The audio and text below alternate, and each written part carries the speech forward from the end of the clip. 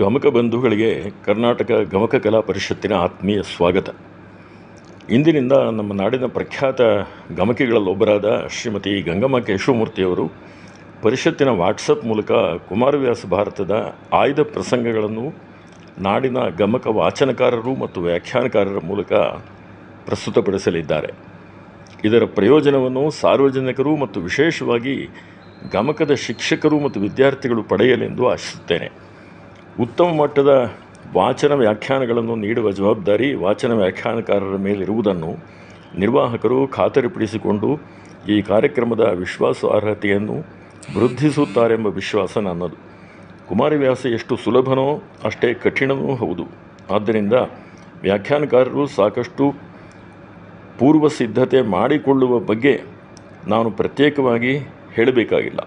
ನಿರ್ವಾಹಕರು ಮತ್ತು ಕಲಾವಿದರಿಗೆ ಮುಂಗಡವಾಗಿ ಆತ್ಮೀಯ ಶುಭಾಶಯಗಳನ್ನು ತಿಳಿಸುತ್ತಾ ನಮಸ್ಕಾರಪೂರ್ವಕವಾಗಿ ಮತ್ತೊಮ್ಮೆ ತಮ್ಮನ್ನು ಈ ಕಾರ್ಯಕ್ರಮಕ್ಕೆ ಸ್ವಾಗತಿಸುತ್ತೇನೆ.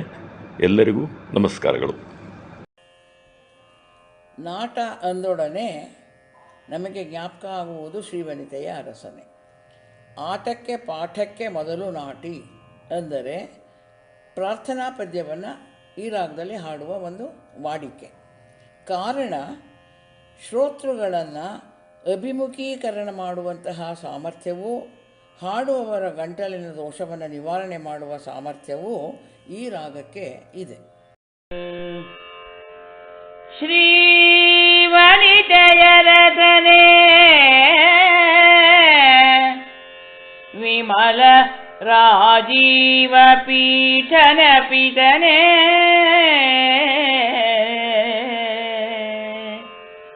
ಜಗಕತಿ ಪಾವನನೆ ಸನಕಾದಿ ಸಜ್ಜನ ನಿಕರ ದಾಸಾರ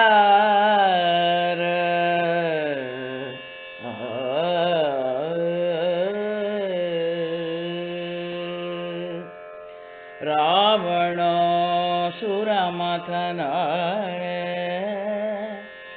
ಶ್ರವಣ ಸುಧಾ ವಿನೂತನ ಕಥನ ಕಾರಣ ಕಾವುದಾನತ ಜನವಾ ಕಾವುದು ಆನತ ಜಗವಾ ಗದುಗಿನ ವೀರನಾರಾಯಣ.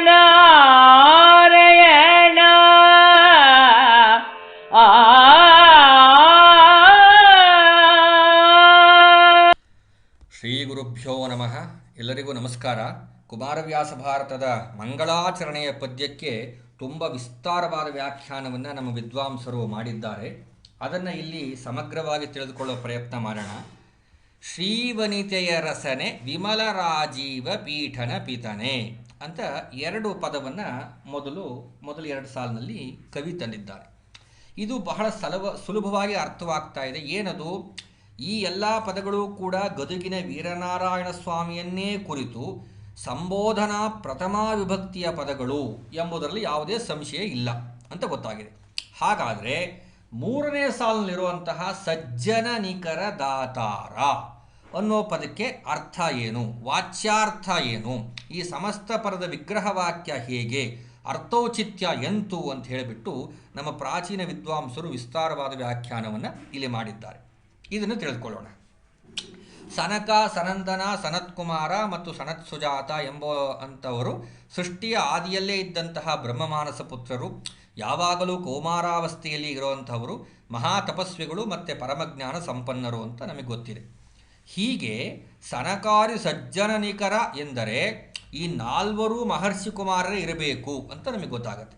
ಇವರ ದಾತಾರ ಎಂದರೇನು ಅನ್ನೋ ಪ್ರಶ್ನೆ ಬರುತ್ತದೆ. ಸಲಹುವ ಮಹಾವಿಷ್ಣು ಅಂತ ನಾವು ತಿಳಿದುಕೊಂಡ್ರೆ ದಾತಾರ ಅನ್ನೋ ಪದಕ್ಕೆ, ಹಾಗಾದರೆ ದಾತಾರ ಅನ್ನೋ ಪದಕ್ಕೆ ದಾನಗೈವವನು ಅನ್ನೋ ಪ್ರಸಿದ್ಧಾರ್ಥ ಇದೆ. ಅದನ್ನು ಕೈ ಬಿಡಬೇಕಾಗತ್ತಾ ಅನ್ನೋ ಒಂದು ಜಿಜ್ಞಾಸೆಯನ್ನು ನಮ್ಮ ಹಿರಿಯ ವಿದ್ವಾಂಸರು ಎತ್ತಿದ್ದಾರೆ. ಹಾಗಾಗಿ ದಾನಗೈವವನು ಎನ್ನುವ ಪ್ರಸಿದ್ಧಾರ್ಥವನ್ನು ಬಿಟ್ಟು ಸಲಹುವವನು ಮಹಾವಿಷ್ಣು ಅಂತಲೇ ನಾವು ತಗೋಬೇಕಾ ಅನ್ನೋ ಪ್ರಶ್ನೆ ಬಂದಾಗ ಮೇಲಿನ ಎರಡು ಪದಗಳು ಏನು ಆಗಿದೆ ಅಂದರೆ ಶ್ರೀವನಿತೆಯ ರಸನೆ ವಿಮಲರಾಜೀವ ಪೀಠನ ಪಿತನೆ ಅನ್ನುವ ಸಂಬೋಧನಾ ವಿಭಕ್ತಿಯನ್ನೇ ಕೂಡ ಇಲ್ಲಿಗೂ ಕೂಡ ಅಧ್ಯಾಹಾರ ಮಾಡಿಕೊಳ್ಳಬೇಕು. ಸನಕಾರಿ ಸಜ್ಜನನಿಕರ ದಾತಾರನೇ. ಯಾಕೆಂದರೆ ದಾತಾರ ಅನ್ನೋದು ದಾತಾರನು ಅನ್ನುವ ಪ್ರಥಮ ವಿಭಕ್ತಿ. ಅದನ್ನು ದಾತಾರನೇ ಅಂತ ಮಾಡಿಕೊಂಡ್ರೆ ಅದು ನೇರವಾಗಿ ಸಂಬೋಧನಾ ಪ್ರಥಮ ವಿಭಕ್ತಿಯಾಗಿ ಆ ಗದುಗಿನ ವೀರನಾರಾಯಣ ಸ್ವಾಮಿಗೆ ತಲುಪುತ್ತೆ. ಆವಾಗ ಪೂರ್ಣ ನಮಗೆ ಪರಿಹಾರವಾಗುತ್ತೆ ನಮ್ಮ ತೊಂದರೆಗಳು ಅಂತ ನಮ್ಮ ವೈಯಾಕರಣಿಗರು, ಛಂದಶಾಸ್ತ್ರಜ್ಞರು ಈ ವಿಷಯವನ್ನು ವಿಸ್ತಾರವಾಗಿ ಪ್ರಸ್ತಾಪ ಮಾಡಿದ್ದಾರೆ. ಹಾಗಾದರೆ ಇದಕ್ಕೆ ಒಂದು ಸೂತ್ರವನ್ನು ಕೂಡ ಶಬ್ದಮಣಿ ದರ್ಪಣದಲ್ಲಿ ಕೊಟ್ಟಿದ್ದಾರೆ. ಅಲ್ಲಿ ಮುಖ್ಯವಾಗಿ ಹಾಗಾದರೆ ದಾತಾರ ಅನ್ನೋ ಶಬ್ದ ಹೇಗೆ ಬಂತು ಅನ್ನೋ ಒಂದು ಜಿಜ್ಞಾಸೆಯನ್ನು ವ್ಯಕ್ತಪಡಿಸಿದಾಗ, ದಾತೃ ಅನ್ನುವ ಋಕಾರಾಂತ ಪುಲ್ಲಿಂಗ ಸಂಸ್ಕೃತದಲ್ಲಿ ದಾತಾರ ಅಂತ ಕನ್ನಡಕ್ಕೆ ಬಂದಿದೆ. ಅದು ಶಬ್ದಮಣಿ ದರ್ಪಣದ 95ನೇ ಸೂತ್ರ ಅದನ್ನೇ ಹೇಳುತ್ತೆ. ಪಿತೃ ಶಬ್ದದೆಡೆಗೆ ಅರಾದೇಶತೆ ಸಖೀ ಶಬ್ದಕ್ಕೆ ನೆಟ್ಟನೆ ಅತ್ವಾದೇಶ ಸ್ಥಿತಿಯಾಗೆ ಲಿಂಗಮಕ್ಕುಂ ವಿತರ್ಕಮೇಂ ಪೇಳ್ ಸ್ವರಾಂತ ಮೀಲಿಂಗಂಗಳ್ ಅಂತ. ಪಿತೃ ಅಥವಾ ದಾತೃ ಅನ್ನುವುದು ಋಕಾರಾಂತ ಪುಲ್ಲಿಂಗ. ಆದ್ದರಿಂದ ಅದೇ ರೀತಿ ಸಖಿ ಎನ್ನುವುದು ಇಕಾರಾಂತ ಸ್ತ್ರೀಲಿಂಗವೂ ಕೂಡ ಒಂದು ಉದಾಹರಣೆಯಾಗಿ ಕೊಟ್ಟಿದ್ದಾರೆ ಆ ಸೂತ್ರದಲ್ಲಿ. ಹಾಗಾಗಿ ಎಲ್ಲವೂ ಕೂಡ ಇವು ಸ್ವರಾಂತ ಲಿಂಗಗಳಾಗಿರೋದ್ರಿಂದ ಅವು ದಾತೃ ಅನ್ನೋ ಶಬ್ದ ಸಂಸ್ಕೃತದಲ್ಲಿ ದಾತಾರನೇ ಅನ್ನೋ ಸಂಬೋಧನಾ ವಿಭಕ್ತಿಯಾಗಿ ಬದಲಾಗುತ್ತೆ. ದಾತಾರನ್ ಅನ್ನೋ ಪ್ರಥಮ ವಿಭಕ್ತಿಯು ದಾತಾರನು ಅನ್ನುವಂಥ ಪ್ರಥಮ ವಿಭಕ್ತಿಯು ಸಂಬೋಧನಾ ವಿಭಕ್ತಿಯಾಗಿ ಬದಲಾದಾಗ ದಾತಾರನೇ ಆದರೆ ನಮಗೆ ಪೂರ್ಣವಾದಂತಹ ಪರಿಹಾರ ಈ ಸನಕಾರಿ ಸಜ್ಜನನಿಕರ ದಾತಾರ ಅನ್ನೋದಕ್ಕಾಗತ್ತೆ ಅಂತ ನಮ್ಮ ವಿದ್ವಾಂಸರು ಇದನ್ನು ಪರಿಹಾರ ಮಾಡಿದ್ದಾರೆ. ಹಾಗಾದರೆ ಇಲ್ಲಿ ನಾವು ಇದನ್ನು ಸಾರಾಂಶವಾಗಿ ಅದನ್ನು ತಿಳಿದುಕೊಳ್ಳೋದಾದರೆ, ಶ್ರೀವನಿತೆಯ ರಸನೆ ಲಕ್ಷ್ಮೀಪತಿಯೇ ನಿರ್ಮಲವಾದ ಕಮಲದ ಪೀಠವನ್ನು ಆಸನವಾಗುಳ್ಳಂತಹ ಬ್ರಹ್ಮನ ತಂದೆಯೇ, ಲೋಕಕ್ಕೆ ಅತಿಪೂಜ್ಯನಾದವನೇ, ಸನಕ ಮೊದಲಾದ ಸಜ್ಜನರ ಸಮೂಹಕ್ಕೆ ಇಷ್ಟಾರ್ಥವನ್ನು ನೀಡುವವನೇ ಅಂತ ಬದಲಾಯಿಸ್ಕೊಳ್ಬೇಕು. ಯಾಕೆಂದರೆ ಅಲ್ಲಿ ದಾತಾರ ಅಂದರೆ ಕೇವಲ ಸನಕಾದಿಗಳಿಗೆ ಮಾತ್ರ ಅಂತಲ್ಲ, ಅಲ್ಲಿ ಸನಕಾದಿ ಸಜ್ಜನ ನಿಕರ ಅಂದರೆ ಸಮೂಹ ಅಂತ. ಅದು ಯಾವಾಗ ದಾತಾರನೆ ಅಂತ ನಾವು ಸಂಬೋಧನಾ ಪ್ರಥಮ ವಿಭಕ್ತಿಯನ್ನು ಮಾಡಿಕೊಳ್ತೇವೋ ಆವಾಗ ಅದು ನೇರವಾಗಿ ಗದುಗಿನ ವೀರನಾರಾಯಣ ಸ್ವಾಮಿಗೆ ಹೋಗುತ್ತೆ. ಹಾಗಾಗಿ ಸನಕಾದಿ ಮಹರ್ಷಿಗಳು ಜೊತೆಗೆ ಸಜ್ಜನರ ಸಮೂಹಕ್ಕೆ ಕೇಳಿದ್ದನ್ನು ಕೊಡುವಂಥವನು ಸನಕಾರಿ ಸಜ್ಜನಿಕರದ ಸ್ವಾಮಿ, ಇವನು ಪ್ರಭು ಪೋಷಕ ಅಂತ ಹೇಳಿ ಸುಲಭವಾಗಿ ಅರ್ಥ ಮಾಡಿಕೊಳ್ಳಬಹುದು ಅಂತ ಹಿರಿಯ ವಿದ್ವಾಂಸರಾದ ಡಾಕ್ಟರ್ ಕೆ ಕೃಷ್ಣಮೂರ್ತಿಗಳು ವಿಸ್ತಾರವಾದ ವ್ಯಾಖ್ಯಾನವನ್ನು ಈ ಪದ್ಯಕ್ಕೆ ಬರೀತಾರೆ. ಡಾಕ್ಟರ್ ಟಿ ವಿ ವೆಂಕಟಾಚಲ ಶಾಸ್ತ್ರಿಗಳು ಕೂಡ ತುಂಬ ವಿಸ್ತಾರವಾದಂತಹ ವ್ಯಾಖ್ಯಾನವನ್ನು ಅವರ ಕೃತಿಯಲ್ಲಿ ಸಾಹಿತ್ಯ ಕಲ್ಪ ಅನ್ನೋ ಕೃತಿಯಲ್ಲಿ ಬರೆದಿದ್ದಾರೆ. ಇದು ಹಾಗಾದರೆ ದಾತಾರ ಅನ್ನೋ ಪದವನ್ನು ಇನ್ನಲ್ಲಿ ಬಳಸಿದ್ದಾನೆ ಕವಿ ಕುಮಾರವ್ಯಾಸ ಅಂದರೆ ಉದ್ಯೋಗಪುರದಲ್ಲಿ ಬರುತ್ತೆ. ಹೊರೆದ ದಾತಾರಂಗೆ ಹಗೆವರ ಶಿರವನ್ನೊಪ್ಪಿಸುವೆನು ಅಂತ ಹೇಳ್ತಾನೆ. ಹಾಗಾಗಿ ದಾತಾರ ಅನ್ನೋ ಪದವನ್ನು ಹಲವಾರು ಕಡೆ ಬಳಸಿರೋದ್ರಿಂದ ದಾತಾರ ಅನ್ನುವುದು ತುಂಬ ಉನ್ನತವಾದಂತಹ ವ್ಯಾಕರಣಶಾಸ್ತ್ರಜ್ಞರು ಒಪ್ಪುವಂತಹ ಪದವಾಗಿರೋದ್ರಿಂದ ಅದು ತುಂಬ ಚೆನ್ನಾಗಿ ಇಲ್ಲಿ ಒಪ್ಪುತ್ತೆ ಅಂತ ಹೇಳಿ ಆ ಒಂದು ವಾಕ್ಯಕ್ಕೆ ಅರ್ಥವಾಗುತ್ತೆ. ಮುಂದಿನದು ಇನ್ನೂ ಸ್ವಲ್ಪ ಜಟಿಲವಾದಂತಹ ಸಮಸ್ಯೆ ಆಗಿದೆ. ಏನದು? ರಾವಣಾಸುರ ಮಥನ ಶ್ರವಣ ಸುಧಾ ವಿನೂತನ ಕಥನ ಕಾರಣ ಎನ್ನುವ ಒಂದು ಅಖಂಡವಾದ ಸಮಾಸ ಶಬ್ದ ಅಲ್ಲಿದೆ. ಇದನ್ನು ಹೇಗೆ ನಾವು ಭಿನ್ನವಾಗಿ ಒಡೆದುಕೊಳ್ಳಬೇಕು ಅಂತ ಹೇಳಿರೋದಕ್ಕೆ ವಿದ್ವಾಂಸರ ವಿಚಾರ ಹೀಗಿದೆ ನೋಡಿ. ರಾವಣಾಸುರ ಮಥನ ಮತ್ತು ಶ್ರವಣ ಸುಧಾ ವಿನೂತನ ಕಥನ ಕಾರಣ, ಹೀಗೆ ಒಡೆದ ಎರಡು ಭಿನ್ನ ಸಮಾಸ ಶಬ್ದಗಳೇ ಎನ್ನುವ ವಿಚಾರದಲ್ಲಿಯೂ ಕೂಡ ಕೊಂಚ ಸಂದಿಗ್ಧತೆ ಇದೆ ನಮ್ಮಲ್ಲಿ. ಯಾಕೆಂದರೆ ಅಲ್ಲಿ ಎರಡು ಮುಖ್ಯವಾದ ಕಾರಣಗಳನ್ನು ನಮ್ಮ ವೈಯಾಕರಣಿಕರು ಹೇಳ್ತಾರೆ. ವೈಯಾಕರಣಿಗರು ಅವ್ರು ಹೇಳ್ತಾರೆ, ಒಂದು ಮಥನ ಮತ್ತು ಕಾರಣ ಅಂತ ಇದೆಯಲ್ಲ, ರಾವಣಾಸುರ ಮಥನ ಶ್ರವಣ ಸುಧಾ ವಿನೂತನ ಕಥನ ಕಾರಣ. ಮಥನ ಮತ್ತು ಕಾರಣಗಳ ನಡುವೆ ಅದೊಂದು ರೀತಿ ಅಂತ್ಯಪ್ರಾಸ ಇದೆ ಒಂದು. ಎರಡನೇದು ಛಂದಸ್ಸಿನ ದೃಷ್ಟಿಯಿಂದ ಅಲ್ಲಿ ಸರೇಫ ದ್ವಿತ್ವದ ಶ್ರವಣ ಶಬ್ದ ಪ್ರತ್ಯೇಕವಾಗಿ ನಿಲ್ಲುವುದು ಸಮಂಜಸವಾದ್ದು. ಎಂದರೆ ಮಥನ ಶಬ್ದದ ಬಳಿಕ ವಿರಾಮವನ್ನು ತಾರದೆ ಇದ್ದರೆ ಆ ಶಬ್ದಕ್ಕೆ ನಕಾರದ ಮೇಲೆ ಒತ್ತು ಬಿದ್ದು ಛಂದಸ್ಸು ಕೆಡುತ್ತದೆ. ಅಖಂಡವಾದ ಸಮಾಸ ಶಬ್ದವಾಗಿ ತಿಳಿದರೆ ಅದು ಅನಿವಾರ್ಯ ಅಂತ ಒಂದು ಮಾತನ್ನು ಹೇಳ್ತಾರೆ. ಅಲ್ಲೇನಪ್ಪ ಅಂದರೆ ಮಥನ ಮತ್ತು ಕಾರಣ ಎನ್ನುವ ಅಂತ್ಯಪ್ರಾಸ ನಣಯೋರಭೇದ ಅನ್ನೋ ಸೂತ್ರದ ಪ್ರಕಾರ ಅಲ್ಲಿ ಸಾಧುವಾಗಿದೆ. ಜೊತೆಗೆ ಅಲ್ಲಿ ಮಥನದಲ್ಲಿ ಮುಖ್ಯವಾಗಿ ಇದಕ್ಕೆ ಪರಿಹಾರವನ್ನು ಹೇಳ್ತಾರೆ ನೋಡಿ. ಮೊದಲನೇ ಕಾರಣ ಏನು? ಮಥನ ಮತ್ತು ಕಾರಣಗಳಿರುವುದು ಅಂತ್ಯಪ್ರಾಸ. ಅಖಂಡವಾದ ಸಮಾಸದ ವಿವಿಕ್ಷಿತಾರ್ಥವನ್ನು ಸರಿಯಾಗಿ ಗ್ರಹಿಸದೇ ತಂದ ವಿರಾಮದಿಂದಾಗಿ ಸಮಾಸವನ್ನು ಬೇರ್ಪಡಿಸಿ ಅಂತ್ಯಪ್ರಾಸವನ್ನು ಮುಂದೆ ಮಾಡಿದೆ ಅಂತ ಮೊದಲನೇ ಪರಿಹಾರ. ಹಾಗಂದ್ರೆ ಏನಪ್ಪ ಅಂದರೆ ಈ ಇಡೀ ಅಖಂಡವಾದ ಸಮಾಸ ಪದವನ್ನು ಸರಿಯಾಗಿ ಗ್ರಹಿಸ್ಕೊಳ್ದಲೆ ತಂದು ವಿರಾಮದಿಂದ ಸಮಾಸವನ್ನು ಬೇರ್ಪಡಿಸಬೇಕು. ಆವಾಗ ಮಾತ್ರ ನಮಗೆ ಸರಿಯಾದ ಅರ್ಥ ಸಿಗೋದು. ರಾವಣಾಸುರ ಮಥನ ಶ್ರವಣ ಸುಧಾ ವಿನೂತನ ಕಥನ ಕಾರಣ. ಆಗಲೇ ಹೇಳಿದೆ ಮಥನ ಮತ್ತು ಕಾರಣ ಅನ್ನೋ ಅಂತ್ಯಪ್ರಾಸ ಇರೋದ್ರಿಂದ ಅದು ಸುಲಭವಾಗಿ ಅಲ್ಲಿ ಬೇರ್ಪಡಿಸ್ಕೊಳ್ಬಹುದು ಅಂತ.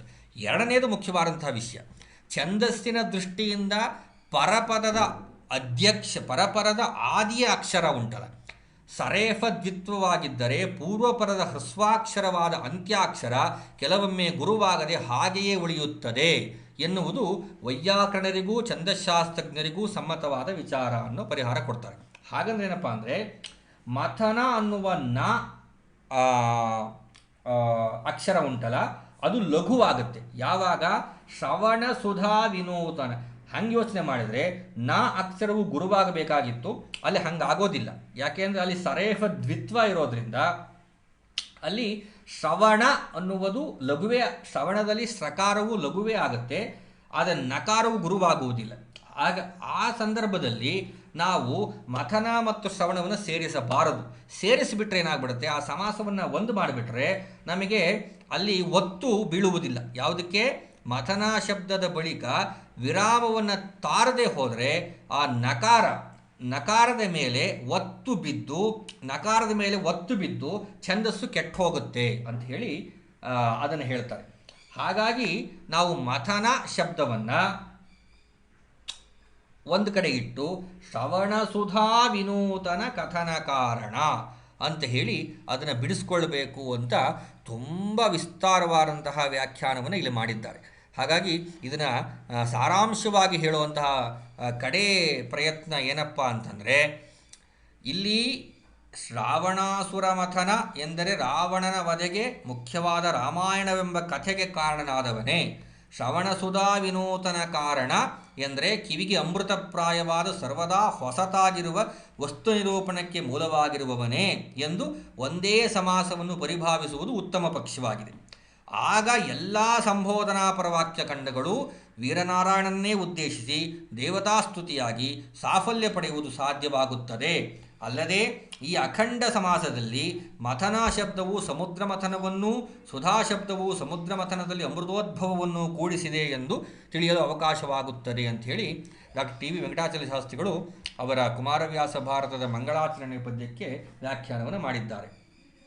ಹಾಗಾಗಿ ಇಡೀ ಪದ್ಯವನ್ನು ಒಮ್ಮೆ ಗಮನಿಸಿದಾಗ ಎಲ್ಲವೂ ಕೂಡ ಸಂಬೋಧನಾ ಪ್ರಥಮಾ ವಿಭಕ್ತಿಯನ್ನು ಮಾಡಿಕೊಂಡರೆ ಶ್ರೀವನಿತೆಯ ರಸನೆ, ವಿಮಲರಾಜೀವ ಪೀಠನ ಪಿತನೆ, ಸನಕಾರಿ ಸಿದ್ಧನಿಕರ ದಾತಾರನೆ, ರಾವಣಾಸುರ ಮಥನನೇ, ಶ್ರವಣಸುಧಾ ವಿನೂತನ ಕಥನ ಕಾರಣನೇ ಅಂತ ಹೇಳಿ ಮಾಡಿಕೊಂಡ್ರೆ ಕಾವುದಾನದ ಜನವ ಗದುಗಿನ ವೀರನಾರಾಯಣ, ನೇರವಾಗಿ ಅದು ಅವನ ಆರಾಧ್ಯ ದೈವವಾದಂತಹ ಗದುಗಿನ ವೀರನಾರಾಯಣ ಸ್ವಾಮಿಗೆ ತಲುಪುತ್ತೆ ಅನ್ನುವುದು ಒಂದು ಉನ್ನತವಾದಂತಹ